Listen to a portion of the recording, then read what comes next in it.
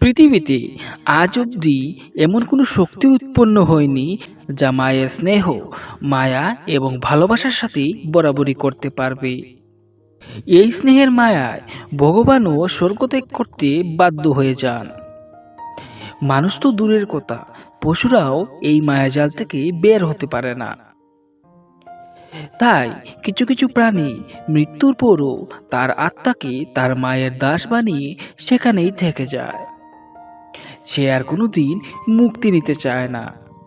এমনই এক স্নেহ, মায়া এবং মমতায় ভরা ভৌতিক গল্প আপনারা আজ শুনতে চলেছেন।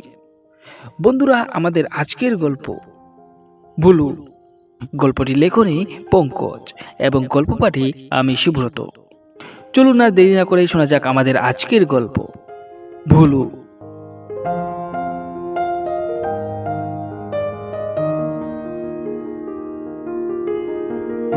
শ্রীমতী দেবীর শেষ বয়সের একমাত্র সাহারা ভুলু।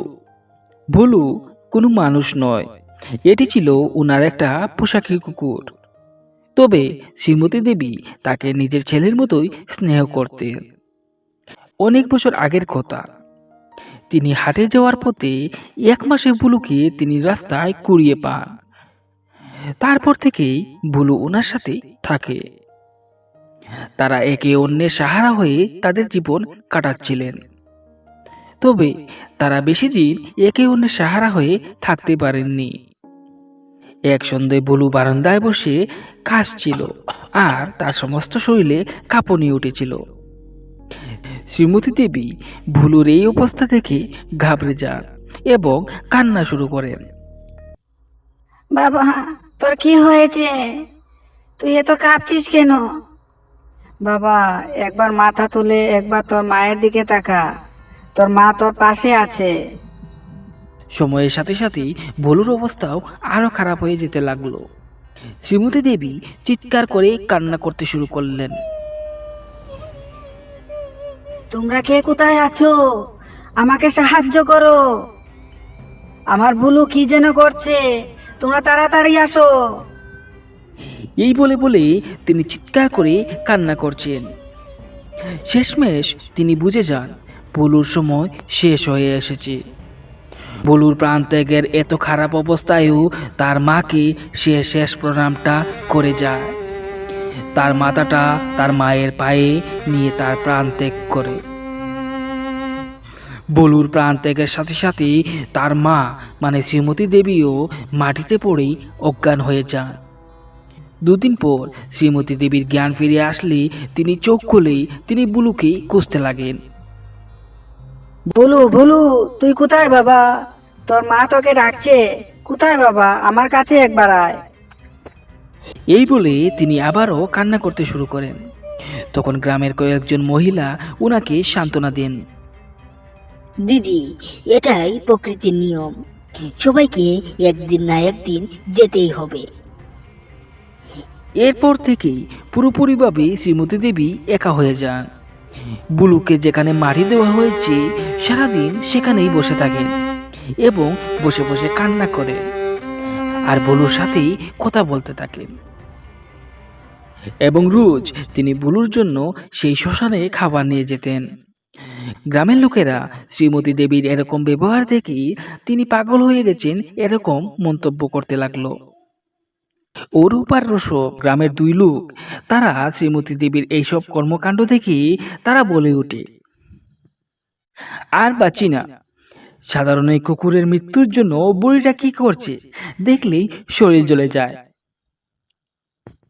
তখন অরূপ বলে ওঠে, হ্যাঁ ভাই, তুই একদম ঠিক কথা বলেছিস। বুড়িটা একদম পাগল হয়ে গেছে। যত সব নেকামু। এইভাবে তারা দুজন ওনার আবেগ, ভালোবাসা এবং স্নেহের খিল্লি উড়ায়। তারা দুজন একটা ফন্দি আটে। এবার সেই বুড়িটা একা হয়ে গেছে।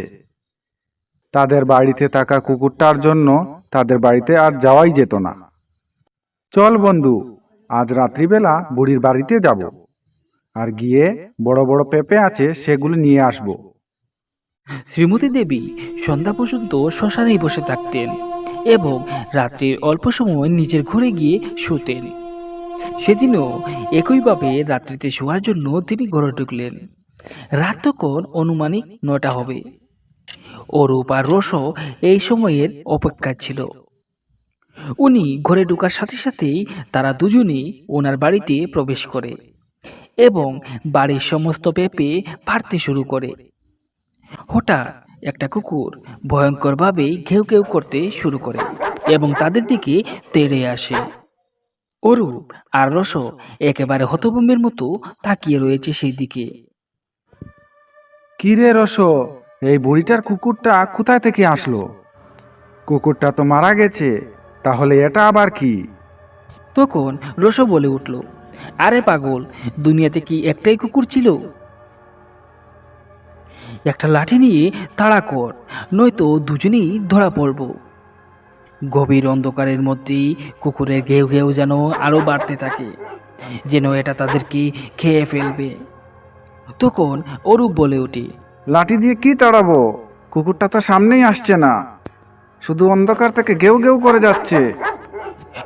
তখন রস বলে ওঠে, তোর দ্বারা কিছু হবে না, দাঁড়া, আমি নামছি গাছ থেকে। গাছ থেকে নেমে রস হাতে একটা লাঠি নিল। সাহস থাকলে একবার আমার সামনে আয়। রস এই কথা বলতেই গভীর অন্ধকারের মধ্যে ভেসে উঠে দুটো লাল চোখ এবং সেই চোখে রয়েছে এক ভয়ঙ্কর হুঙ্কার। চলে যা, নয়তো মারা পড়বি। কিন্তু রস আর অরূপ পিছপা না হয়ে লাঠি দিয়ে শুধু অন্ধকারের মধ্যে ধমকাচ্ছে। সাহস থাকলে একবার সামনে আয়, কি হয়েছে তোর? এই কথা বলতে না বলতেই হঠাৎ বাঘের মতো বিশাল বিশাল দুটো পাঞ্জা সামনে রেখে ঝাঁপিয়ে পড়ে তাদের উপর কালো একটা কুকুর এবং তার সমস্ত শরীর তার নখ দিয়ে ছিন্ন বিচ্ছিন্ন করে ফেলে এবং তারা ভয়ে রক্তাক্ত হয়ে সেখান থেকে পালিয়ে যায়। এই ঘটনাটা তারা দুজন বাড়িতে গিয়ে বলে। পরদিন থেকেই অরূপ কুকুরের মতো ব্যবহার করতে শুরু করলো আর রুসু শুধু বলতে থাকে সে যেন ভুলুর মোরা কান্নার ডাক শুনছে। তাদের এরকম ব্যবহার থেকে তার বাড়ির মানুষ ভয় পেয়ে যান এবং তারা দৌড়ে শ্রীমতী দেবীর কাছে যান। দিদি, আমার ছেলে অনেক বড় ভুল করে ফেলেছে। আমার ছেলেকে ভুলুর আত্মা আক্রমণ করেছে। রস আর অরূপ আপনার বাড়িতে কাল রাত্রিতে পেয়ারা চুরি করতে এসেছিল এবং আপনার ভুলুর আত্মা তাদের উপর আক্রমণ করেছে। এরপর থেকে তারাও সেই ভুলুর মতো ব্যবহার করছে। আমাদের বাঁচান দিদি। এই বলে অরূপের মা কান্না করতে শুরু করেন। তখন শ্রীমতী দেবী বলে ওঠেন, না, তোমার ছেলে আমার ছেলেকে লাঠি দিয়ে আঘাত করার চেষ্টা করেছিল। বলু আমাকে সমস্ত কথা কাল রাত্রিতে বলেছিল। তোমরা ভুলে যাচ্ছ, আমার ভুলু শুধু দেহটাকে ত্যাগ করেছে, আমাকে এবং আমার বাড়িটাকে নয়। সে রোজ রাত্রিতে আসে এবং আমার সাথে কথা বলে। সে এটাও বলেছে তার মৃত্যুর জন্য দায়ী গ্রামের গোপাল নামের এক যুবক। আমার ছেলে তাকেও ছাড়বে না, আমার ছেলে তাকেও ছাড়বে না। সে খাবারের মধ্যে খুব একটা বিষাক্ত জিনিস খাইয়েছিল আমার ভুলুকে। একে একে তার দোষীদের শাস্তি দেবে সে। তোমরা দূর হয়ে যাও আমার সামনে থেকে। 3 দিনের মধ্যে রস আর অরূপ মানব কুকুরে পরিণত হয়ে যায়। রস আর অরূপ বুলু শ্মশানের কাছে এসে কুকুরের মতো এক মরার সুর তুলে আর তাদের রূপ অবস্থা দেখে বুলুর মা আনন্দে হাততালি দিতে থাকেন। বাহ বাহ বাহ বাহ বাহ। কিছুদিনের মধ্যে সমস্ত গ্রামে একটা খবর ছড়িয়ে পড়ে। গোপাল নামের সেই যুবকটা এক ভয়ঙ্করভাবে মৃত্যু হয়ে গেছে। তার সমস্ত শরীরে কোনো এক ভয়ঙ্কর জন্তুর নখের আঁচড় পাওয়া যায়। তার সমস্ত শরীর একেবারে নখ দিয়ে তছনছ করে ফেলেছে। গ্রামবাসীরা এটা বুঝতে পারছে না এটা কোন পশু তাদের গ্রামে এসে গেছে যে গ্রামের মানুষকে এইভাবে হত্যা করেছে। তবে ভুলুর মা সব জানেন এটা কে করেছে।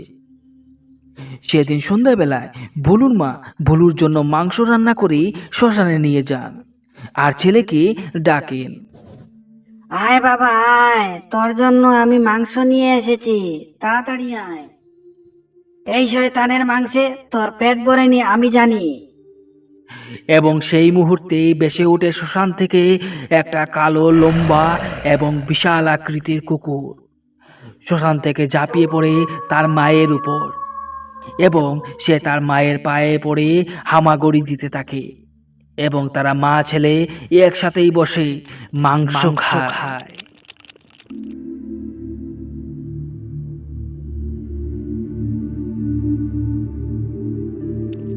আপনারা এতক্ষণ শুনছিলেন আমাদের আজকের গল্প ভুলু। গল্পটি লেখনে পঙ্কজ। আমাদের গল্পগুলি আপনাদের কেমন লাগছে অবশ্যই কিন্তু কমেন্ট সেকশনে জানাতে পারেন এবং এরকম নিত্য নতুন ভৌতিক গল্প আপনারা রোজ পেতে আমাদের ইউটিউব চ্যানেলটাকে অবশ্যই সাবস্ক্রাইব করে রাখতে পারেন। দেখা হচ্ছে আগামী কোনো নতুন ভৌতিক গল্পে।